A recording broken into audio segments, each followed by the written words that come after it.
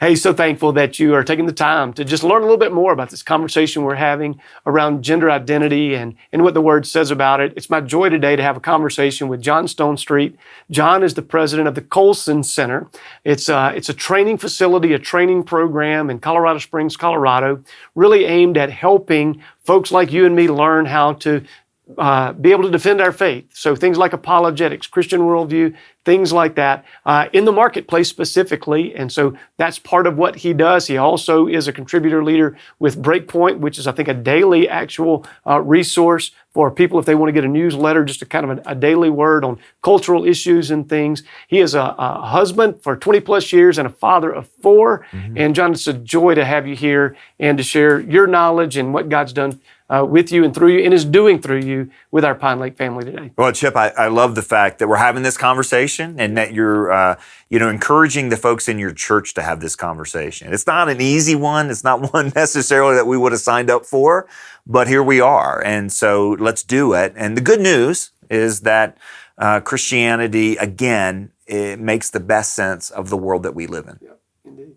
Well, John, thank you, man, so much for giving some time to our Pinelake family just to lend your expertise and kind of your background, particularly understanding of our culture and culture wars and what you guys are doing at the Colson Center. Just thank you so much. Yeah, I seriously, I know it's kind of obligatory to say it's an honor, but man, it's so important that churches lean into these tough cultural questions. And a lot of times, it feels like, man, there's no way to do it without messing things up or confusing things. But right now, if the church isn't going to bring clarity in these issues for folks, who is? And so I just commend you for doing it and honored to be a part of it. Thank you so much, man. Well, today we're tackling this idea of gender identity. And of course, it seems like it's everywhere now. But help us understand, when did this conversation around gender identity, when did that become a thing?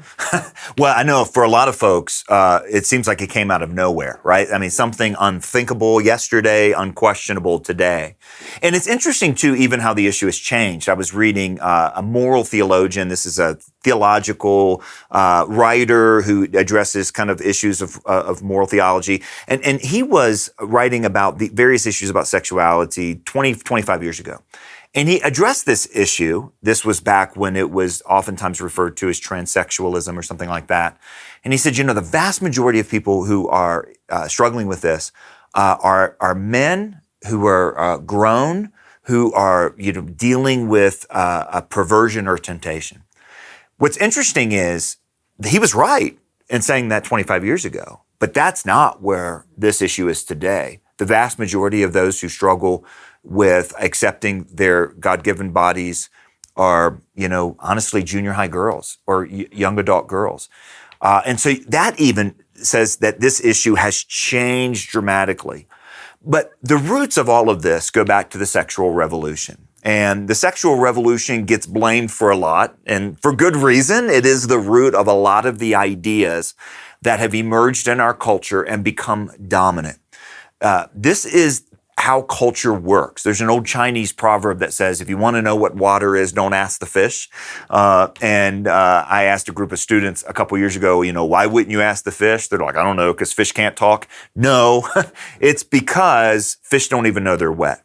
And what water is to fish, culture is to us. So culture changes, and it creates little worlds that changes things and how we perceive ideas that are unthinkable in a previous generation can become just kind of like ubiquitous and like I said, almost unquestionable today. And this is one of those. The main ideas of the sexual revolution are 3. And if you look at these 3, it makes sense then how this kind of ushered in this issue of gender identity. The first is that sex, marriage, and babies are separable. That fundamentally there's no inherent biological or creational connection between sex, marriage, and babies. Now, the divorce of these 3 things has taken, various stages, and it would take a long time to walk through that. But essentially where that landed was making the second idea more thinkable, the full divorce, that sex and marriage aren't, uniquely connected, marriage and babies aren't uniquely connected. And now, of course, through artificial reproductive technologies, sex and babies aren't inherently connected in our experience. But that brings up the second idea, which is that men and women are interchangeable. Now, of course, that has a history prior to the sexual revolution and first wave feminism, in which, women were saying, look, we deserve equality and rights. That obviously, looking back, is true. There were ways that women were being left out of society, voting, driving, things like that, and that needed to be corrected. But then that moved into men and women being interchangeable in roles. So some roles women were being left out of that they should have been allowed to, but roles also are connected to kind of how we're made.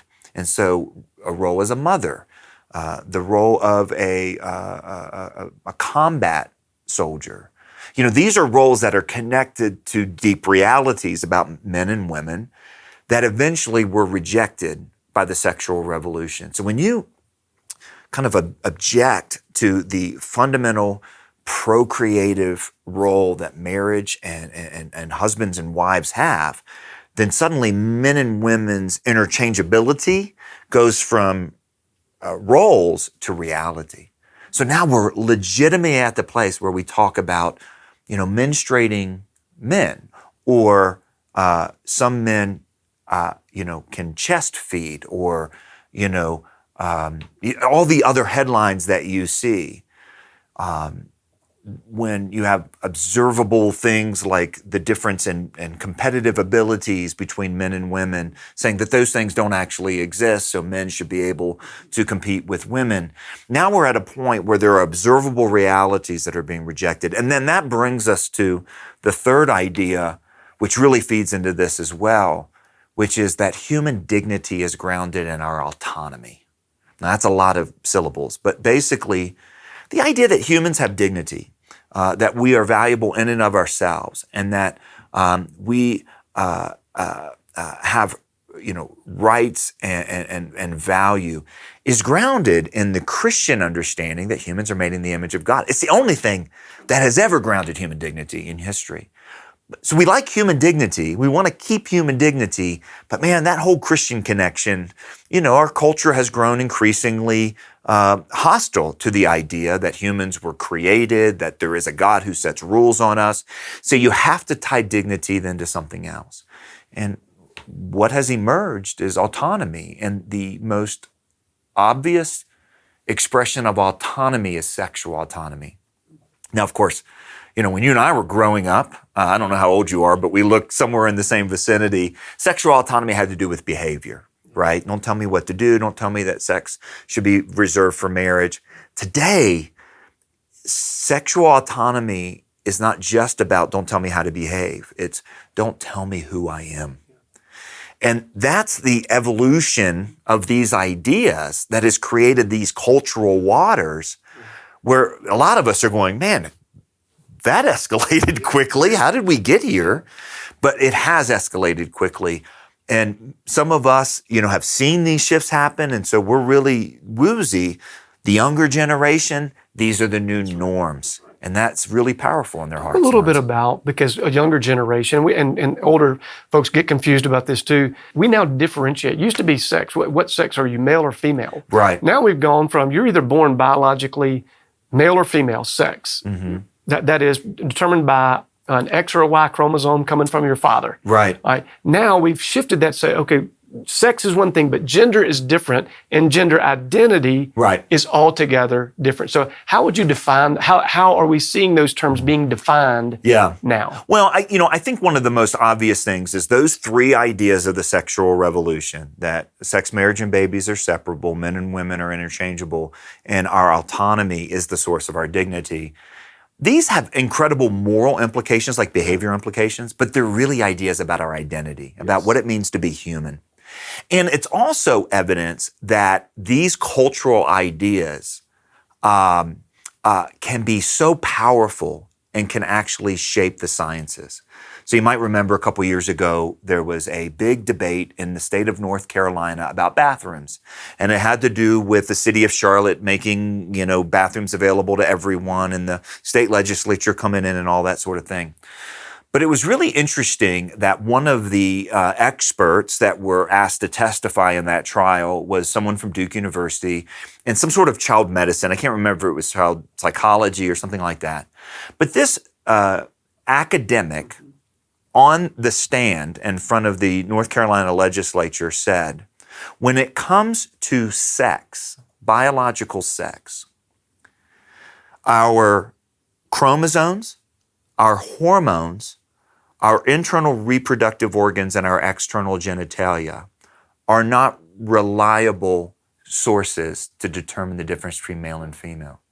Now, that was a marked difference for me because we did move from that, well, people are men and women and there are expectations socially for being male or female, to trying to separate sex and gender, that sex is who you are biologically and gender is who you are culturally, to now saying that these observable scientific realities, chromosomes, hormones, internal reproductive organs, external genitalia, are not scientific indicators of sex. And then you remember we started hearing this new word, cisgender. Mm-hmm.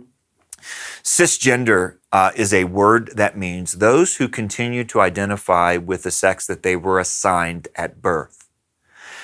And you think, well, that's a word that refers to the vast majority of humans that were ever walk the face of the earth. Why do we need a word cisgender? And the reason is you needed a alternative for transgender. And it had to be an alternative that didn't insinuate in any level that transgender was abnormal and that there is a normal and an abnormal. But think even loaded in that word cisgender is this idea, continue to identify with the sex they were assigned. And so we started talking about, or experts, academics, started to talk about sex being assigned. As if when a child entered the world, the doctor just made a decision as opposed to an observation. Now, some people are watching this going, well, that's laughable, that's absurd. And it is. But what you need to understand is we live in a cultural moment where it's not only not considered absurd, it's actually considered to be the scientific consensus. And this is the power when you start thinking about, okay, ideas start in pop culture and then they infect the arts. But then when you get to education and the academy, those ideas now become cultural forces and they change the way that we think. Now, look, Romans 1 gives us a pretty clear sense that humans have been given by God everything they need to know about reality and about God to access truth, but also that humans are darn good at suppressing the truth. And these ways that we suppress the truth are ways to justify behaviors and beliefs that are opposed to God. And that's really where we're at on this, which is why Christians can't sit this out, which is why Christians can't choose, well, I don't want to be controversial. I don't want to, create any sort. We're talking about fundamental realities, not unlike saying God exists or God doesn't exist. We're saying either God created the world or he didn't create the world. That's where these ideas have landed us. Yeah, and so can you speak to that? Sure. Because I think I've heard you say before that really this is not so much about sexual identity, orientation, whatever. It's much deeper. Yeah. It cuts toward the Christian worldview. Can you talk about that that's really the goal of this whole movement, is to undermine the Christian worldview Sure. that in the beginning God created and it was good? Well, look, from the garden, humans have had this tendency to want to untether themselves from the Creator. Yeah. Right? Yeah. I mean, did God really say? That was the first temptation. There's different ways to articulate the Christian view of life in the world. Everyone begins with, God created. C.S. Lewis was asked, what's the most profound theological or philosophical statement of all time? And he said, in the beginning, God. Because if that statement is true, then the entire universe is different. Well, look, as we trace the kind of intellectual history of how we got to this place, we have this kind of postmodern idea that emerged in the middle of the 20th century and now has been applied across the board, that reality as we see it isn't fixed, but that it's socially constructed. A A way to think about this is the difference between gravity and a speed limit.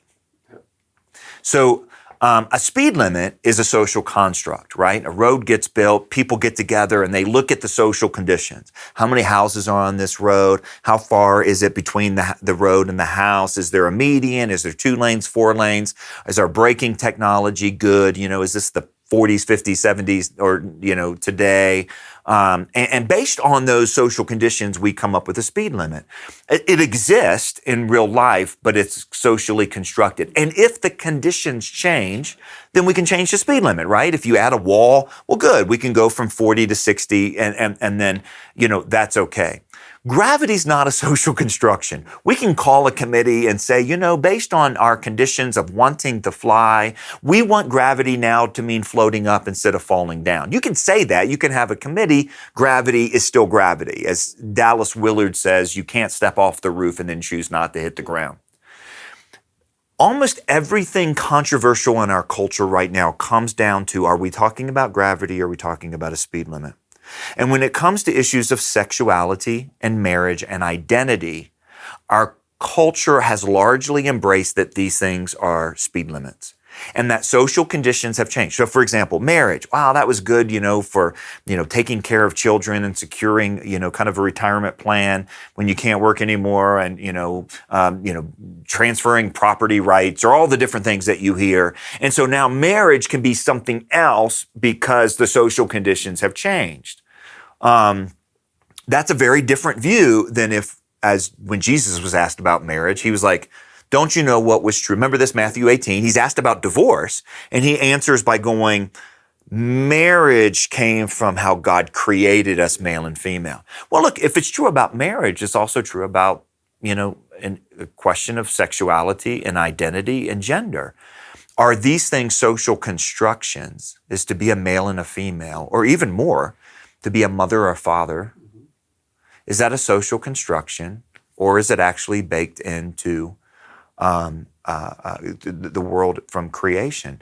Now listen, this takes us back again. The sexual revolution has slowly taken more and more and more and more fundamental aspects of human relationships, human institutions, and human beings themselves, and treated them as if they were social constructs. Yeah. So, and we always justify it. There's been a myth, and this is going to be really important as we talk about where this goes throughout the sexual revolution. As we've made these changes, as we treated these matters of gravity as if they're social constructions and speed limits, we say this: kids will be fine. Kids will be fine. Kids are resilient. Kids will adjust. So, for example, with no-fault divorce, we said, kids, you know what kids need? Happy parents, not married parents. We said that as if it were true. All the research now that we have says that that was not true, and that kids are devastated without, moms and dads in the home. Well, the new version of this is kids will be fine. You know what kids need? They need loving parents. So you notice in that phrase, what we've taken out are 2 things.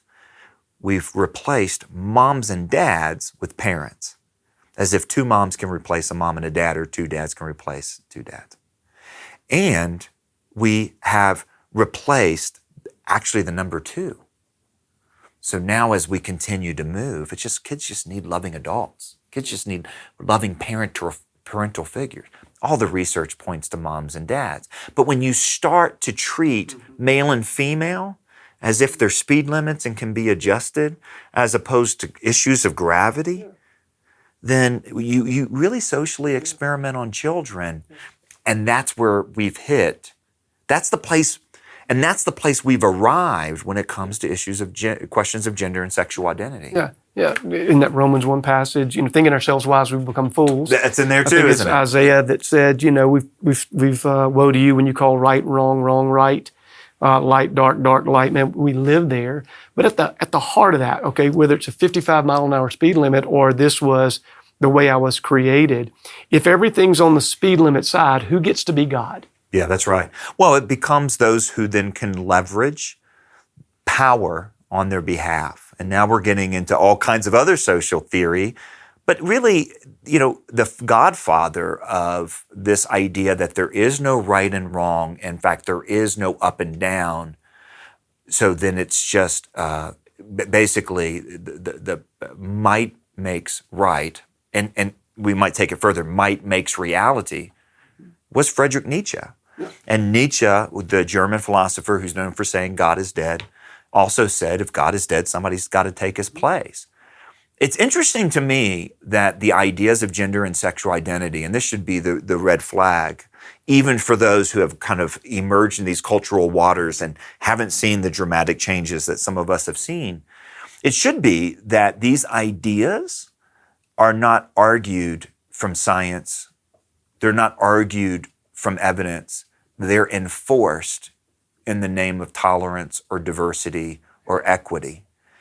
And claims are made, just stated, equating, for example, oppression and discrimination of a emerging population that would fit into, the LGBTQIA category, and then identifying it with racial discrimination and racial injustices that were done in the past. There's not proof of that. There's not evidence of that in any sort of real way. But you have to basically rely on legal coercion if you can't point to, evidence, especially if you're denying evidence. Legal. There's a lot of cultural, just peer pressure, to accept whatever I say. And so I think you're right, in a might makes right kind of way, government, politics, those kind of things. But at an individual level, I get to pick.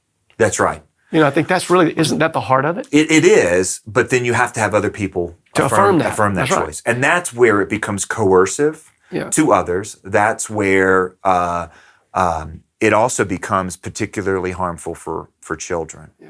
So remember, we talked about cisgender, transgender. So here you have a new word that probably doesn't need to exist, but basically exists to equate two very different ideas about what it means to be human, male and female.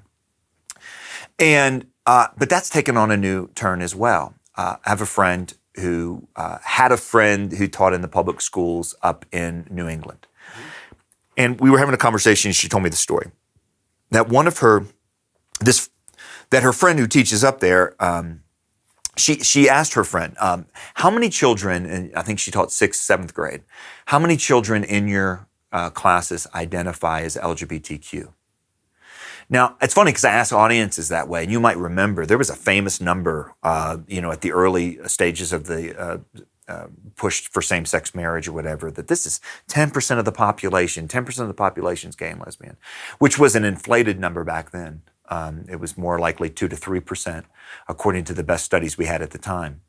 But this teacher friend of hers looked back at her, and my friend said, she looked at me like I should have known this, like, well, of course. And her answer was, all of them do. And she said, what do you mean all of them do? She said, all of them do. It's like, all of them identify as one of these categories? Yes. And she said, well, are they sexually active? And the teacher said, oh no, they're not sexually active. They're in 6th grade. They might be on pornography or something, but they're not sexually active. So if some of these categories are based on kind of sexual behaviors, like how are they identifying this way? And the teacher's response was fascinating. She said, because none of them want to be cis or straight anymore. Wow. So do you see what's happened is that these categories that we've applied to push these ideas forward, diversity, oppression, so on, now it becomes that there are good guys and bad guys in these questions. And to be cis or to be straight, cis being cisgender, to be straight, is to be the oppressor. And they want to be, first of all, everyone wants to be unique. Secondly, no one wants to be the bad guys. And you think, oh, so that's how ideas advance in culture. Again, this is a form of intellectual coercion, an emotional coercion. And I'm struck when I look back at Christian history that whenever Christians have found themselves in a pagan cultural moment, it has typically taken the form of defending the rights and the well-being of children. You can think about Amy Carmichael going to India and basically saying, these children are being brought into the temple as prostitutes and leading these kind of amazing activities. You think about William Wilberforce. We know he was known, of course, for his work to end British slavery, but he was also known in terms of children's rights and because of the Industrial Revolution. You think about the Sunday school movement of D.L. Moody in Chicago and other places. This is just always what has happened. And I think we have seen in this kind of coercion of hearts and minds for children. And that's where these issues become things we can't sit out as Christians. You know? No doubt. And it's impacting our kids.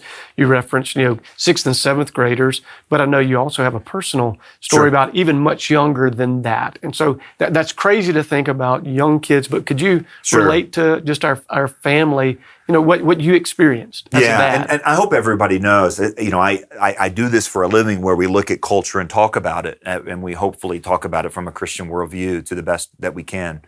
But I'm a dad, and I have 3 daughters, who one's a freshman in college, and then a rising senior and a rising sophomore in high school. And then we have like this 8-year gap and a little boy. So I can see this contrast even from what it was like raising our oldest to raising our youngest in that big of an age gap. But I was coaching my son's 5-year-old basketball team. And I don't want to brag, but I did get Coach of the Year. There was only 2 of us, but I won. I just want to say, coaching 5-year-old, there were 10 of them. This is chaos. It is just barely organized, hopefully chaos with 5-year-olds. We had a lot of fun, but we had a very diverse group of kids, racially, socioeconomically, and of course, at that age, boys and girls, play together, and that's fine with them. And we had this little boy, and I met his two moms on the first day of practice, and their little boy was really a cute kid, a good kid, listened really well. And we had other players, who were bigger, just physically. I mean, the size difference of that group is just so dramatic. And it was the very last day of practice, and my high school daughter was helping me out, and we were just trying to do layup lines, which if you can do layup lines with 5-year-olds, man, that's a win. And so I was trying to help them, do layups and all that sort of stuff. And we were on the way home afterwards, and my daughter said, "You would not believe the conversation we had during layup lines." I had no idea this was going on, and I was like, "Well, tell me what happened." It's like, well, this little boy, and he's talking about the littlest boy on the team who showed up a little bit late, and the most physically developed, 5-year-old on the team was a girl, and said, "Hey, you think you're a girl, don't you?" Right in front of all the other kids. Now, I don't know about you, but as a 5-year-old boy, if somebody had said that to me, I'd have been mad. That would have upset me when I was growing up. Because you're really sensing at that point there's boys and there's girls, and I'm not a girl, and I'm proud to be a boy, and boys rule and girls rule and all that sort of stuff. His response was, well, boys can be girls and girls can be boys. And just said it matter-of-factly, and then looked at my high school daughter and said, "Isn't that right?" Now think about all the math that goes into that conversation. First of all, he didn't think that up on his own. That was a line that he had learned from the people around him, particularly, apparently, the grown-ups around him, because he immediately looked to the grown-up, my high school daughter, and said, "Isn't that right?" And then all the other kids jumped in. And then it hit me, wait a minute, this isn't the first time they've had this conversation. And they're 5. Yeah. Now, my daughter said, "No, that's not true." And then realized we're talking with 5-year-olds on a Saturday morning at layup lines in a gym, and the 2 moms are sitting over there, and there's a time and a place for this. And she, the good news is 5-year-olds are still 5-year-olds, which means they're highly distractible, and she was able to move them on. But that has just stuck with me. And the other part that stuck with me is my son was a part of that conversation. We had a really robust conversation about boys and about girls, and about who are the moms and who are the dads, and how do we know? And does everyone believe this? Now look, man, when I Sarah and I got married, and God gave us children. We didn't know we were going to have that conversation with our 5-year-old. Yeah. But, when the same-sex marriage decision came to the Supreme Court, or Obergefell versus Hodges in 15, I had a 10-year-old, an 8-year-old, and a 6-year-old, and I wasn't planning on having those conversations either. There's a lot of implications here for moms and dads. Yeah.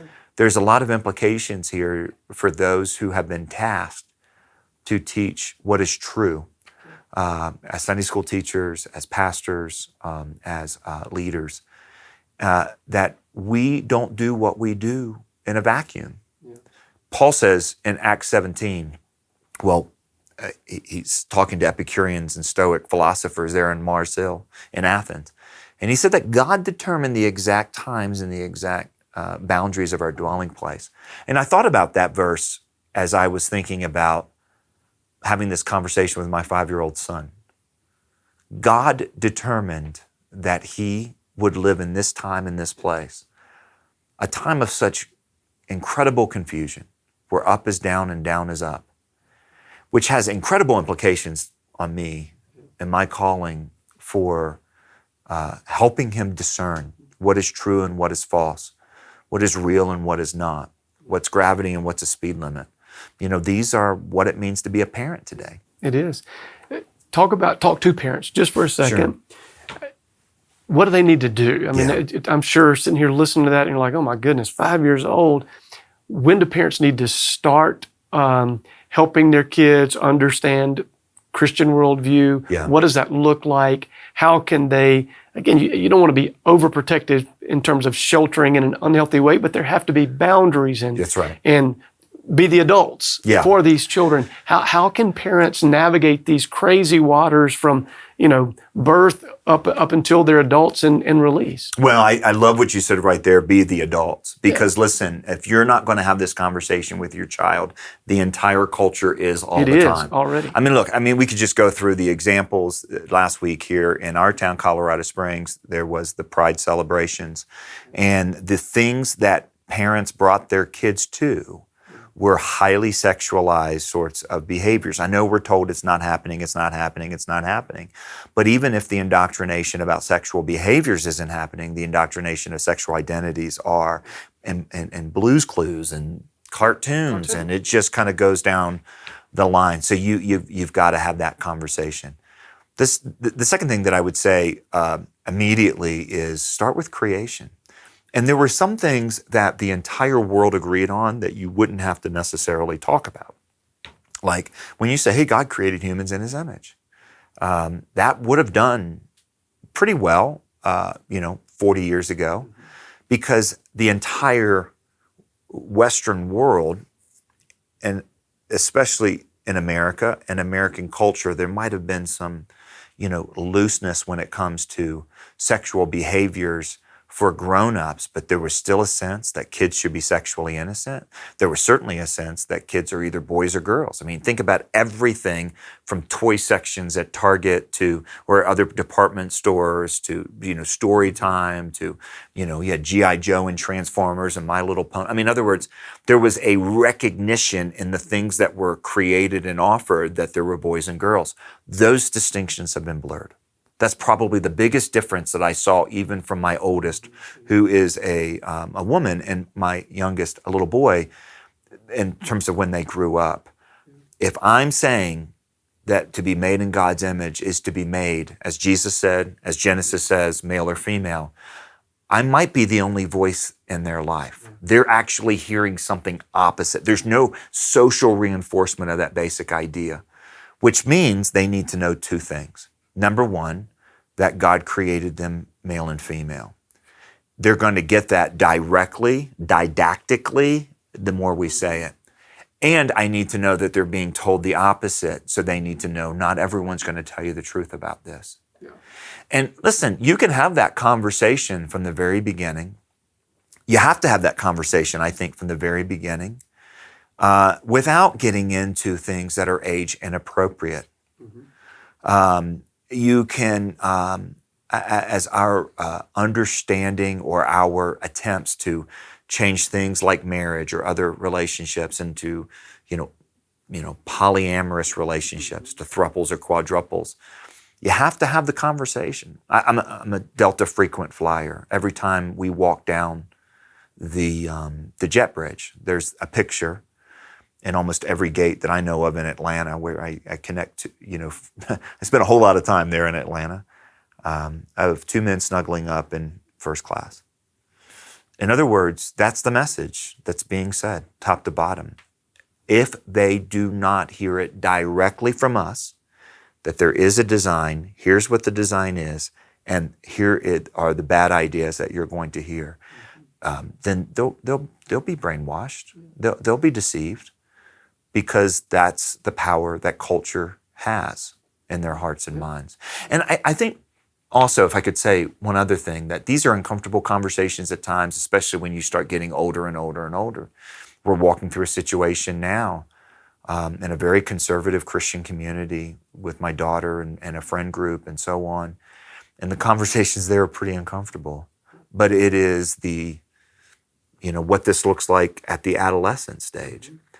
And what it revealed to me is that I think some parents hope that they can ignore the conversation and their kids won't notice. That's not an option when wrong is called right and right is called wrong, because they will absorb norms. And I would say culture is most powerful, not even where it's the loudest, but where it normalizes. Mm-hmm. So if something's flying under the radar with your kid, that could be telling them that the wrong thing is normal. Yeah. Don't let it slide. Yeah. Have the conversation. Again, you might be the only voice, but I hope churches are that voice too. That's why I so appreciate you guys tackling this, because there needs to be places where kids are told the truth about who they are. Mm-hmm. What about for let's go the other end of the spectrum, adults? Yeah. So teachers, coaches, dealing with kids, or work environments where another coworker is demanding use my pronoun Sure. or acknowledge, and there's gone from acknowledge you to affirm you to celebrate you. How do adults navigate this? Yeah. In everyday life, from the host or hostess at the restaurant to someone at the water cooler? Man, it is a challenging thing. And that's where, something that for many of us seems super, super simple, right? God created men and women, and there you have it, then becomes really complicated, when it's lived out. And I think as you have to make, some of these decisions, I think that the very first thing to realize is, and not all of us have the direct vested interest in children, and maybe it sounds like I'm repeating myself here, because I am, is that this idea that what I do in the privacy of my home or the privacy of my bedroom doesn't affect anyone else. First of all, when it comes to a category as fundamental as identity and as powerful as sexuality, that's just not true. There's no such thing as my same-sex marriage won't hurt you or my identification won't hurt you. And we're seeing that. And we're also seeing that this is something that requires not just acceptance, but approval, right? This is the cultural waters, that the most true thing about who I am is whatever I say I am. And the most important thing that I can be is authentic to my true self, which is a form of autonomy, which again is the source of a dignity, which is why, if you get accused of misgendering someone, you're often accused of harming them. And some of us are like, how's that harming them? It's a word. Remember sticks and stones and all that? Well, the problem is it goes to that third idea of the sexual revolution, that my dignity is attached to my autonomy. And if you don't affirm my autonomy, you're not affirming my dignity. And so that reason for kind of approval then becomes something that does affect kids. But we all find ourselves in different conversations. There's people that are forced to do what's called DEI training, diversity, equity, and inclusion at their workplace, to hang a flag or a rainbow symbol on their door, or to put their pronouns in their signatures and all that sort of stuff. And it puts us in a really tough spot. So I have found real inspiration and real help from a dead Russian dissident.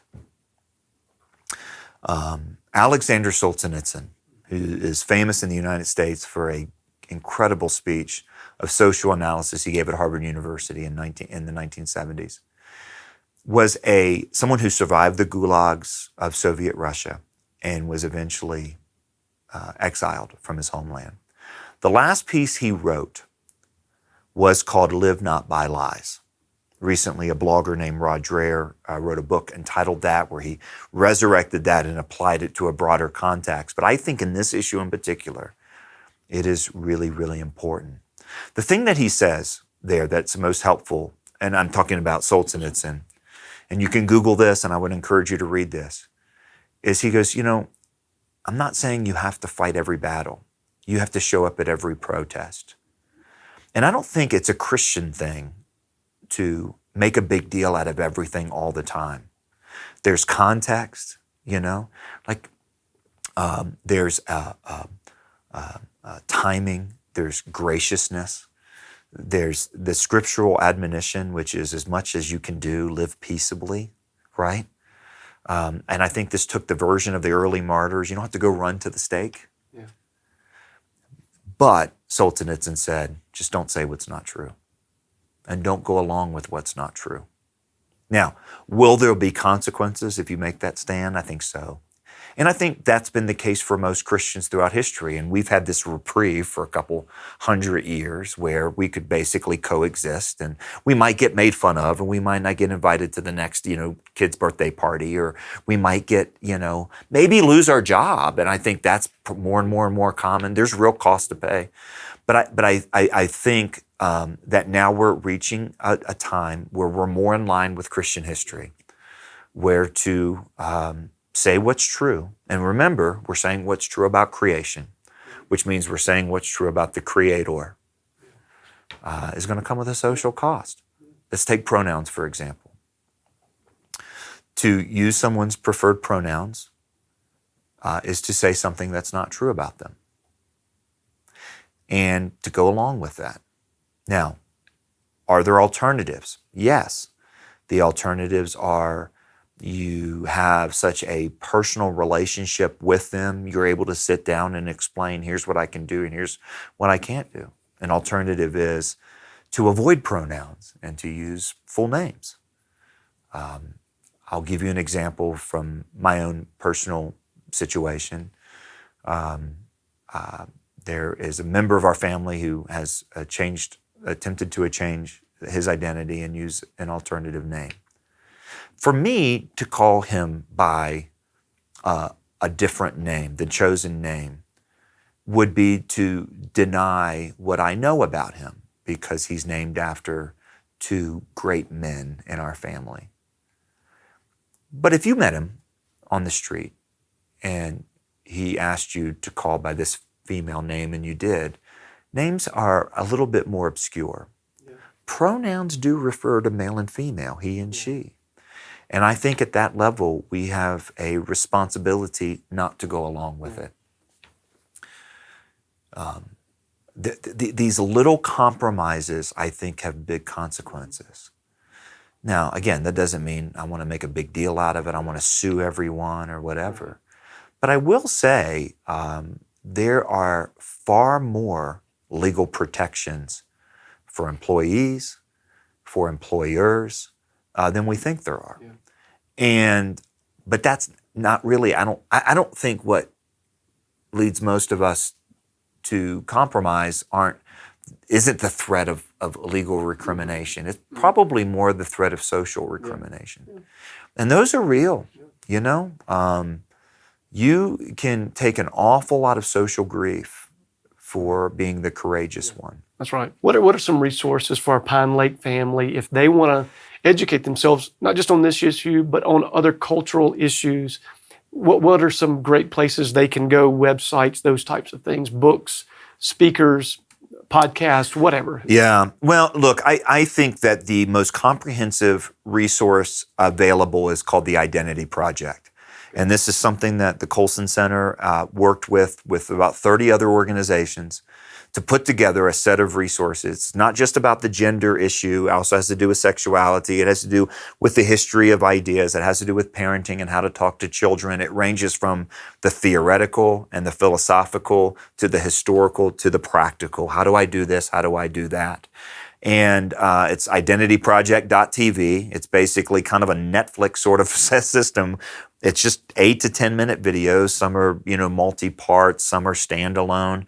Just how do you think about this? How do you think about this? How do you think about this? And, go to identityproject.tv and you can ask your questions. You can search for the sort of videos that you need. More resources are being put there all the time. There's also a set of videos that the Colson Center produced that hopefully if you're a parent and you want to have the hard, important conversations, with your children, probably, preteen on up. This is a set of videos called What Would You Say? Now, the topics range beyond just the issues of sexuality and identity to issues of apologetics and creation and science and politics. But there are a very, I think, helpful, succinct, these are 4 to 5 minute animated videos that answer a single question. Are people born this way? That's something that just gets repeated. How do you answer that? Is gender a social construct? Very specific. And you can just, go to whatwouldyousay.org. You can actually go to YouTube and look up What Would You Say? And the first result is a Dave Matthews video. And the second result is our channel. And then you can find those things. At a more kind of academic level, I would point you to the work of Abigail Schreier. Now, she's not a believer, but she was one of the first to really point out in her book Irreversible Damage. And she's now followed that up with a book on something that many people haven't talked about, which is the parallel of the incredible rise in mental illness, diagnosable mental illness, particularly among the young and particularly among young females, and how that corresponds with this confusion.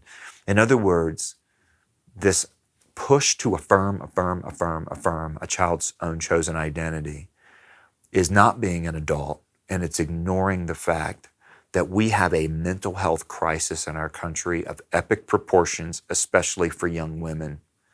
And young men, by the way, that's not to downplay that. That takes different forms. But for young women, we're just basically affirming, and then ignoring actually helping them in some real issues they have. And so her work, I think, theologically is super, her work academically, again, she's not a believer, but she's willing to say the hard thing out loud, which is really important. And then on a super clinical, listen, if you're a medical health professional, if you are someone who feels like in order to push back, you need science and data and evidence. So I'm thinking of educators and I'm thinking of legislators and I'm thinking of medical professionals. In the United Kingdom, there has been a dramatic backpedaling towards this rush to transition children socially and chemically and then finally surgically. I mean, they went down this line and they have reversed, and not only put it in park, but put it in reverse. And the most comprehensive review of the actual data that we have seen of a particular population group, and this is the UK, which was commissioned by the government there, is called the CASS review, CASS. This is a stunning reversal. And it's pushing now many European nations who were out ahead of us on the gender stuff to back up. And I bring this up, and maybe some of us are like, well, that doesn't apply to me. Here's what applies to you. Because when the cultural pressures become so great, it becomes normal for Christians to go, well, maybe it's me. Maybe I'm missing something. Surely they wouldn't say this if they didn't have good reasons. And, by the way, Christians have been wrong about some things in the past. Maybe we're wrong about this one. This is not one of those. First of all, There are clear biblical condemnations of racial preference that took the form of horrific treatment in the past. And yes, we were wrong on that one. The clear biblical teaching is exactly opposite when it comes to sexual morality and sexual identity. And yes, cultural ideologies can drive scientific conclusions. And when you see the results of those things, which European nations are, they now have hit the brakes. The United States is an outlier. In other words, you need to know if you're holding firm on this, as a mom with a gender-confused teenager, as a teacher who's trying to be pressured by a school board, by an employee or an employer, by push towards DEI, you're not wrong on this. They're wrong. And the Cass review is about as holistic and comprehensive amount of scientific evidence that basically concludes this rush to transition is not medically helpful. That's the big conclusion of this. It's amazing. And so you need to know about that. Yeah. Last question would be, what would you want to say to the Pinelake Church family, again, around this issue?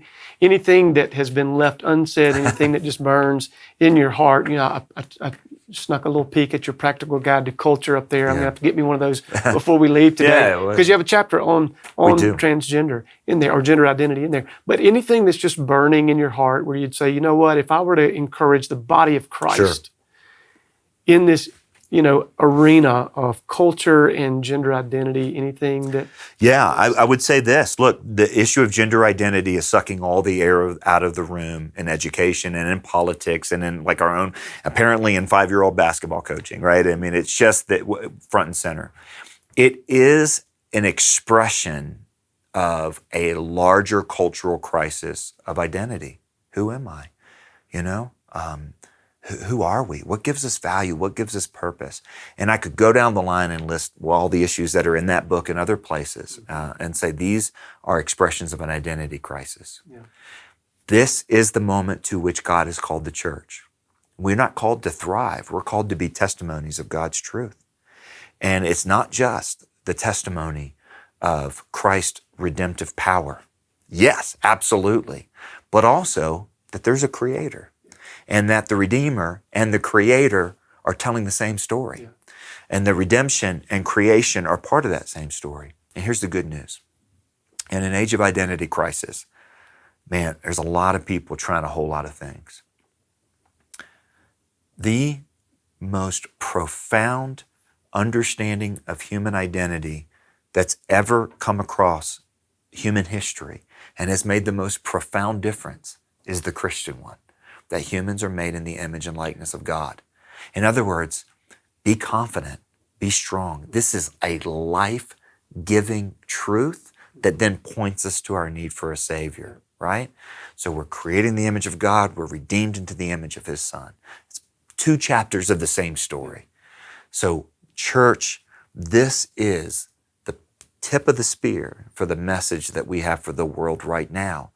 It is what it means to be human and what it means to be a redeemed human. And you got to do both these days, but it is the best message in the marketplace of ideas. It really is. It brings life, it brings freedom, it brings truth, and you can have confidence in it.